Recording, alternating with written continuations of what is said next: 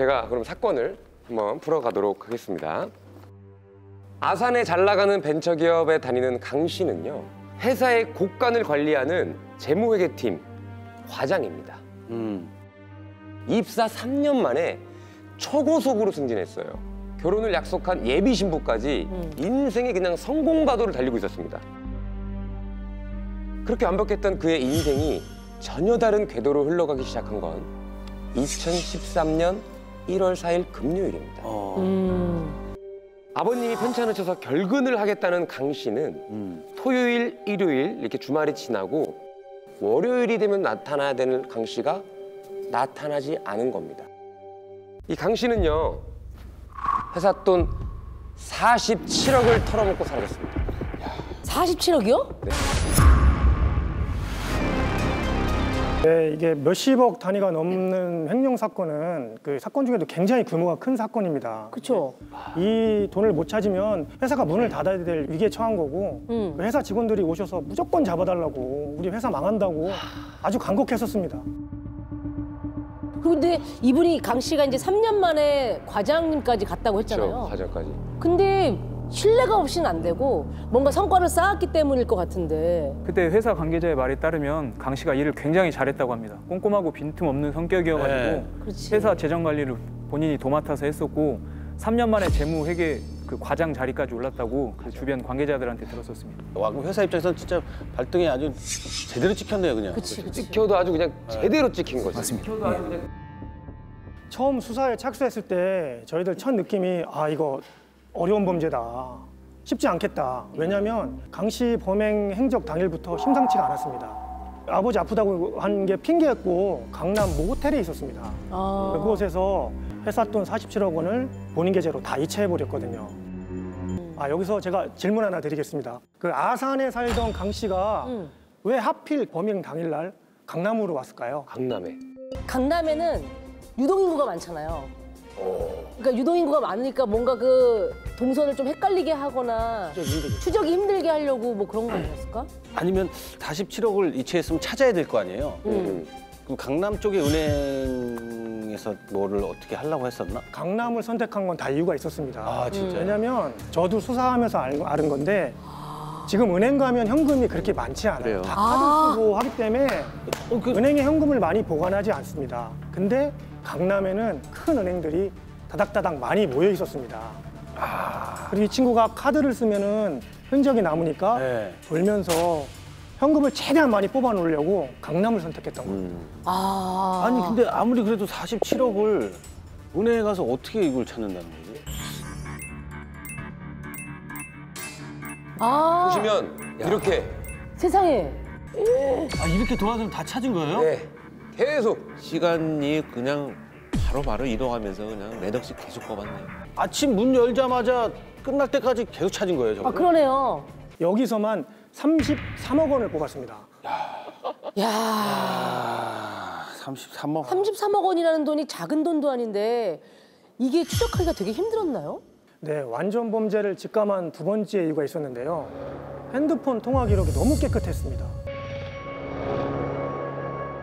대부분 수사를 시작하면 그 범인의 휴대전화 기록을 제일 먼저 확인하는 그렇죠, 게 있죠. 제일 먼저입니다. 그래서 뭐 형사님도 잘 아시겠지만 범행 당일 말고 범행 전 1년 동안의 기록을 저희가 통화 기록을 분석했었는데 정말 깔끔했었습니다. 1년 기록이 깔끔할 수가 있어요. 어떻게? 자, 이거는 일단 그 사건의 특이점부터 살펴봐야 됩니다. 네, 첫 번째, 범인이 누군지 확실히 안다. 지금 알고 있잖아요. 사실 범인이 알고 있으면 우리가 굉장히 수사가 쉬울 것 같지만 이렇게 치밀하게 계획을 준비한 범죄는 그만큼 어렵다라는 생각을 반드시 해야 되거든요. 두 번째, 범인이 누군지 확실한데 도주를 했으면 이제 생활 반응이 나와야 되잖아요. 그쵸. 뭐 카드를 쓴다든지 뭐 핸드폰 사용한다든지 이런 기록들을 이제 전부 추적을 해야 되겠죠. 그런데 범인이 그거를 전부 알고 있는 지금 상황입니다.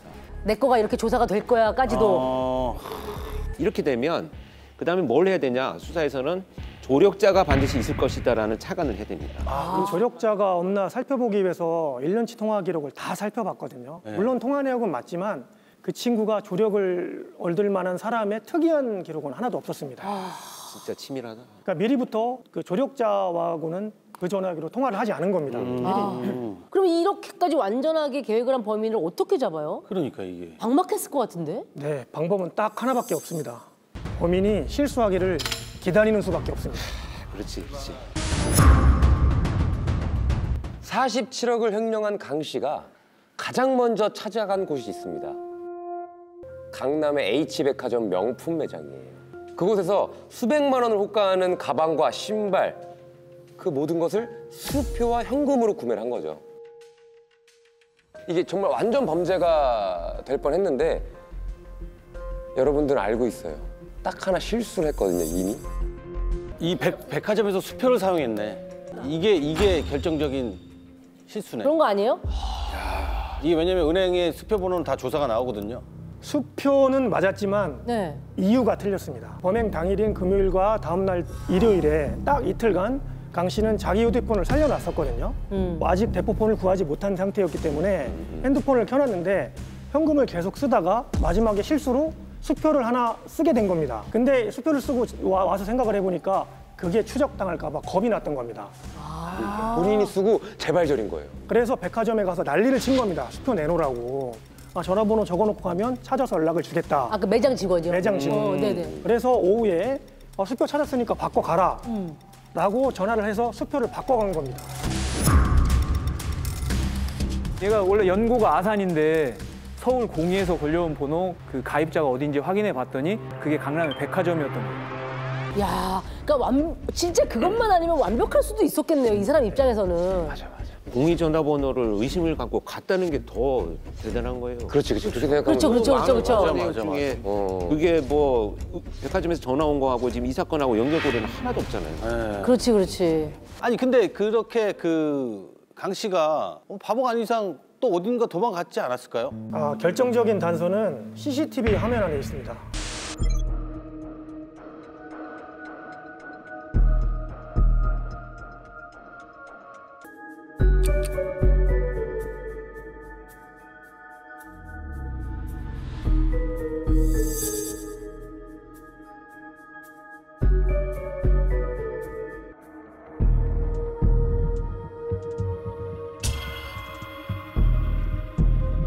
혼자가 아니죠. 어머, 명품 매장에서.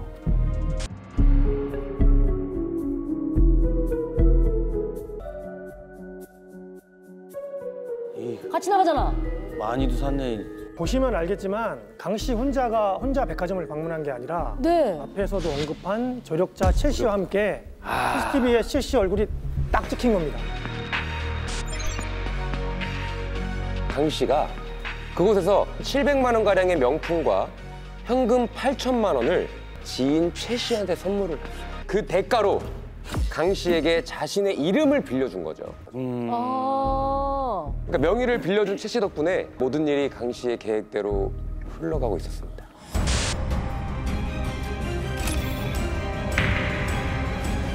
근데 이렇게 생각해 보면 얼굴만 알아서 뭘 할 수 있냐 싶은데요. 네, 얼굴만 가지고는 사람의 인적 사항을 알 수가 없습니다. 저도 이거 갖고 뭘 찾겠냐 싶었는데 우리 경호가 해냈습니다. 그때 그 범인을 도와준 조력자의 사진이 있으니까 그 사진을 다른 비교군과 이렇게 비교했었던 기억이 나는데 그 당시에 그 강 씨 주변의 사람들을 다 인적 사항을 추려서 사진을 몇백 장을 다 뽑아놨었습니다.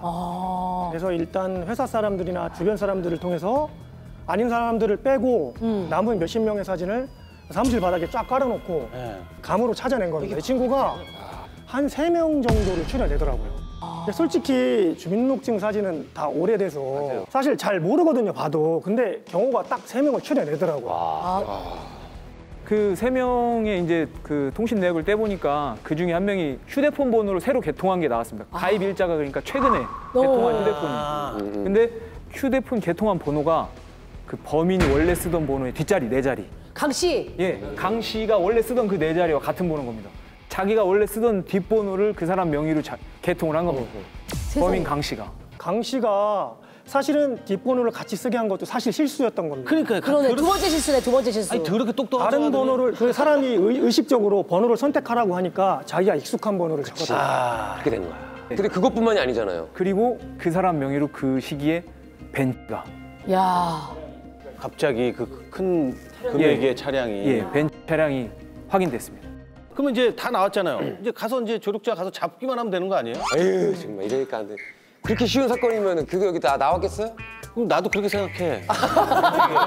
근데 이제 우리가 정말 조심해야 될 게 다 잡았다고 생각할 때가 경찰들은 훨씬 더 긴장합니다. 아, 그런 게. 바로 범인이 눈앞에 보일 때. 그때 정말 하나라도 실수를 하거나 뭔가 잘못돼서 범인을 놓치거나 또는 체포를 했지만 증거를 확보하지 못하는 맞아. 문제가 생긴다면 그동안에 수사를 해왔던 시간들이 다 물거품이 돼버리잖아요. 그렇죠, 그렇죠. 그래서 확신이 더 서야 됩니다. 이 형사들이 아마 바로 가지는 않았을 거예요. 네, 맞습니다. 당시 그 집안까지는 쳐들어가기에는 좀 확신이 없었습니다. 그래서 저희들이 귀대기를 했거든요. 귀대기요? 귀대기. 문에다가 이렇게 대를 대고 소리가 나나 확인을 하는 겁니다. 정말 단어 그대로 귀대기예요? 귀대기입니다. 사실 이게 좀 없어 보이기는 하는데요. 실제로 형사들이 많이 합니다. 저는 그리고 하나를 더 아이디어를 생각해냈습니다. 그 당시에 옆에 병원에 가서 의사 선생님한테 신분을 밝히고 청진기를 빌렸어요. 청진기를 빌려가지고 사이버다. 이거 사이버다.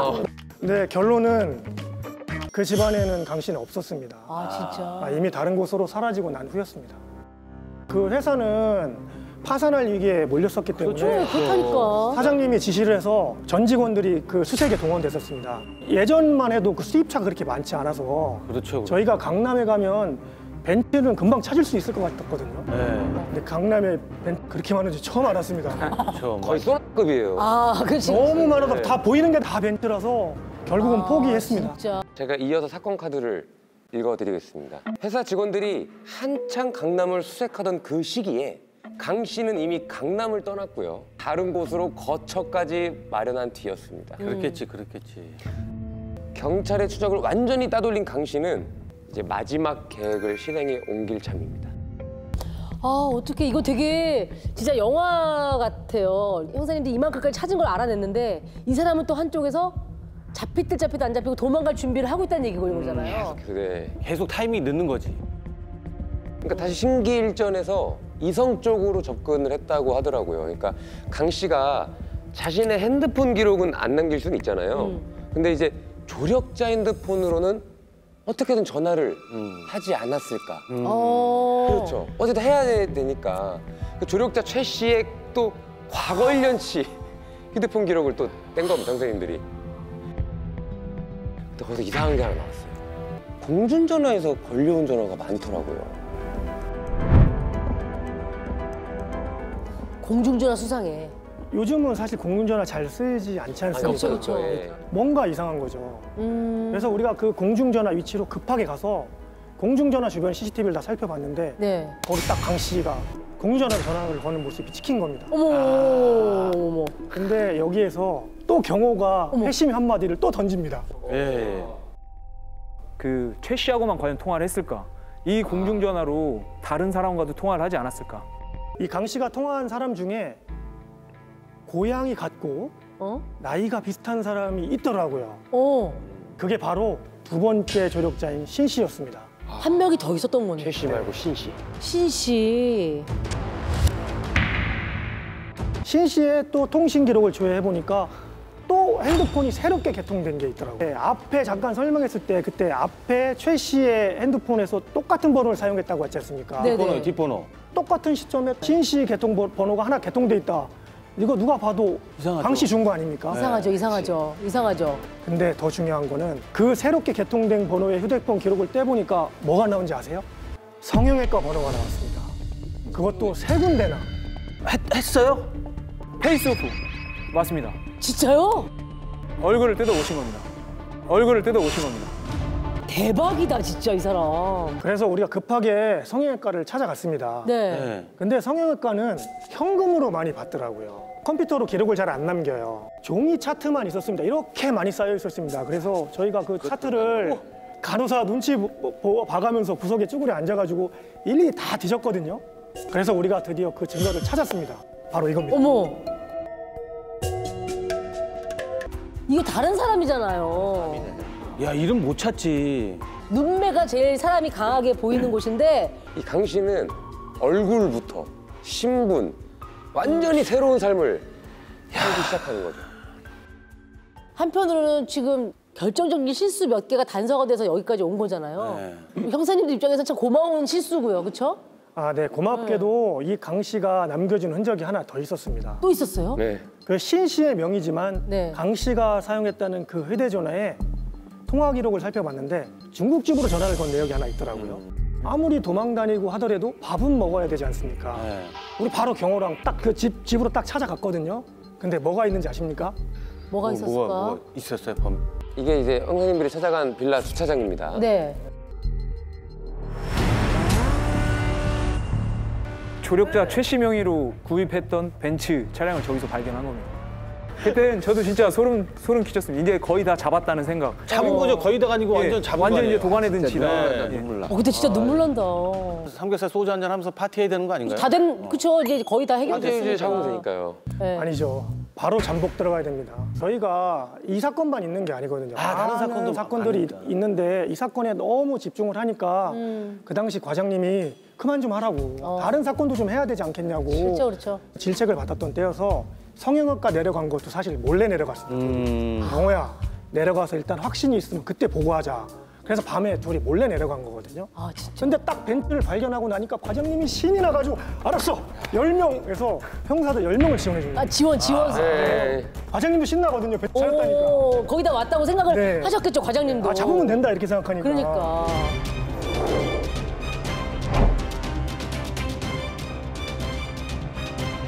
차 안에서 진짜 히터도 못 틀고 소리 날까 봐 추위에 떨면서 거기서 잠도 자고 막 그러면서 한 일주일 정도 그렇게 잠복해서 일주일을 잠복하셨다는 얘기는 범인도 일주일 동안 꼼짝 안 했다는 얘기예요? 그러니까 저희는 기다렸는데 정말 개미 한 마리도 안 나왔습니다. 일주일 동안. 저희는 나올 거라 생각하고 일단 집에 밖에 기다렸는데 나올 집에 거라 없었던 거 그랬겠는데. 아니야?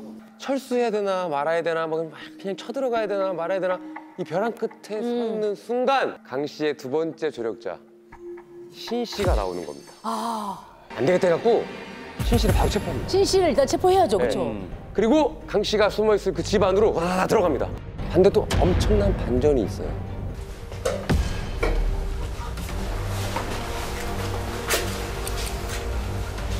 저분이 조력자예요? 네, 좀 같이 옆에 먼저 체포한 조력자입니다. 예.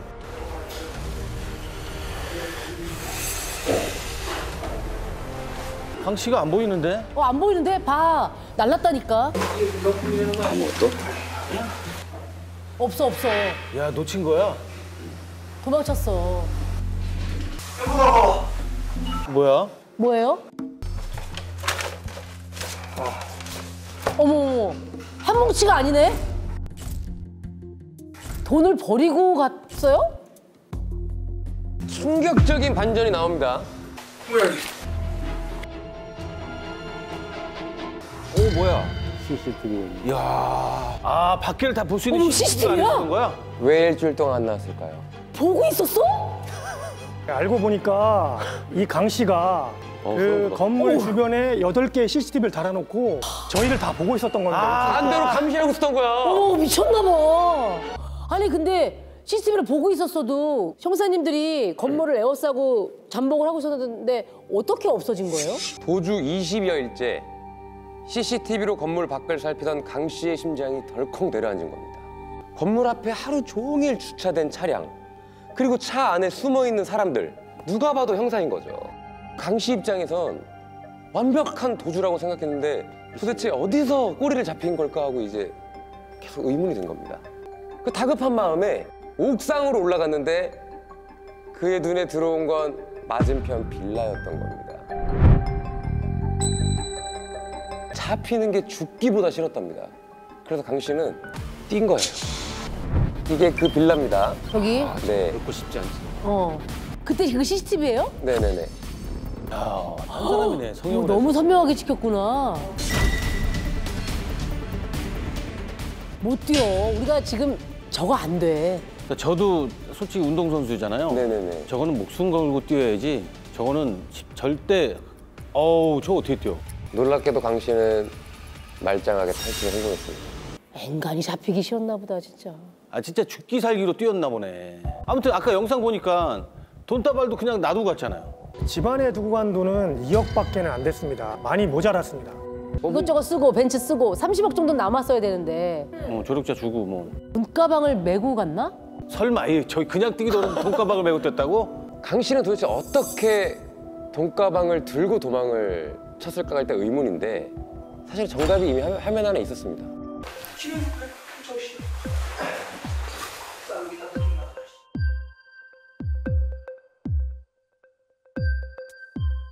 이게 힌트예요. 이게 힌트예요?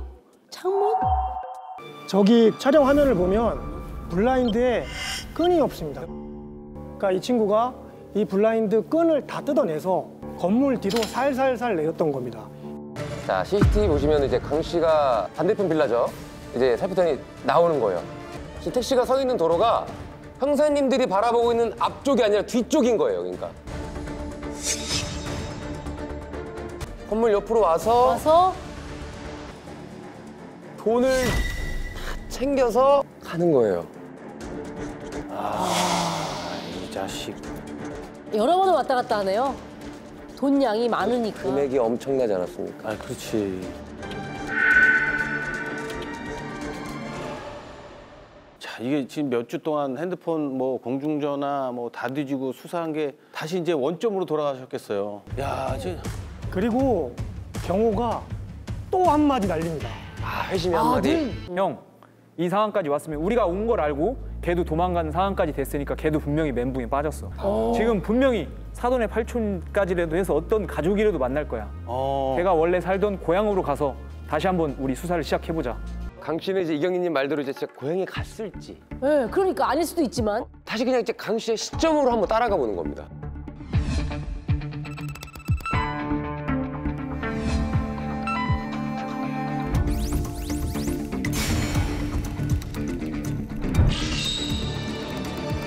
강 씨에겐 돈을 숨길 안전한 금고가 필요했습니다. 일단은 CCTV가 많은 장소는 제외. 인파가 많아서 노출되기 쉬운 곳은 또 제외. 다른 사람은 또 절대 찾을 수 없는 곳. 난 제일 빠삭하게 잘 알고 있는 곳.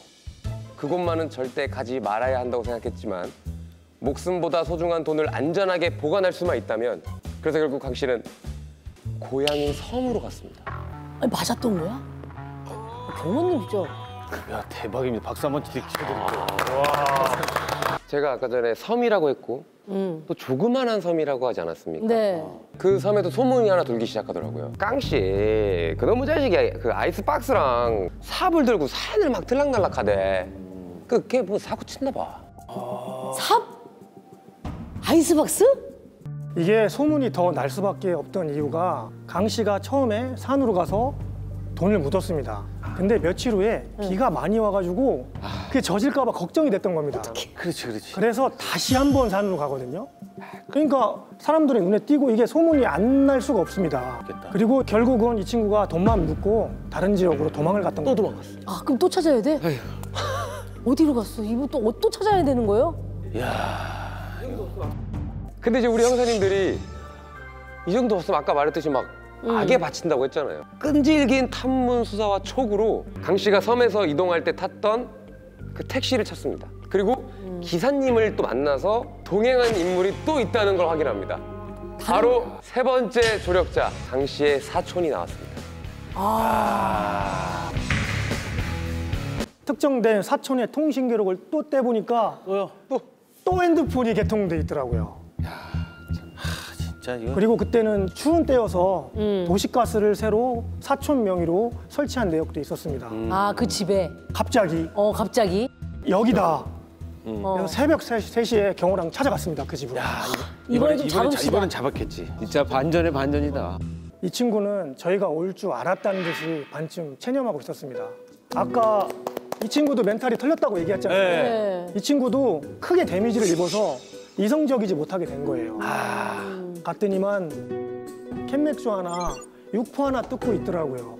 30억을 가지고 있는데 밥 한 끼도 제대로 못 먹었습니다. 이 친구가 47억을 횡령했지 않습니까? 네. 근데 이 친구는 그 돈도 아껴서 썼습니다.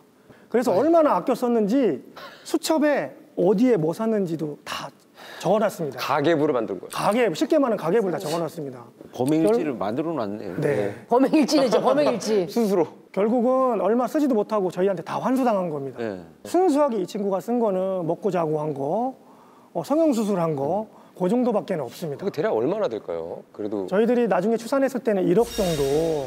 제대로 돈도 못 쓰고. 진짜 멍청한 거 아닌가 난.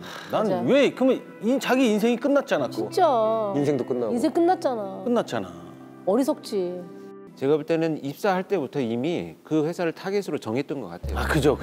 저도 그랬을 것 같아. 그렇지 않았으면 나쁜 저희 놈. 못했을 것 같아. 왜냐하면 이제 파악하는 시간이 있었고 좀 준비하고 실행하고 또 범죄를 은닉하고 이제 증거 인멸 과정까지 완벽하잖아요. 사실 자기 나름대로. 여기에서 우리가 그 계획성을 알 수 있는 것은 이제 결혼을 앞두고 있었잖아요. 네. 예비 신부도 있다고 했죠. 심지어 예비 신부까지 있었는데 내팽개치고 갔잖아요. 이 결혼까지도 신뢰성을 확보하기 위한 자기의 수법이었던 거예요. 진짜 나쁜 놈. 진짜 쓰레기. 진짜 나쁜 놈이죠. 쓰레기란 단어도 아까운 놈이에요. 네. 이 검거 이야기는 진짜 형사님들의 노고가 아니었으면 불가능했을 그런 이야기 때문에 다시 한번 또 박수를 드려야 될 것 같아요. 아 정말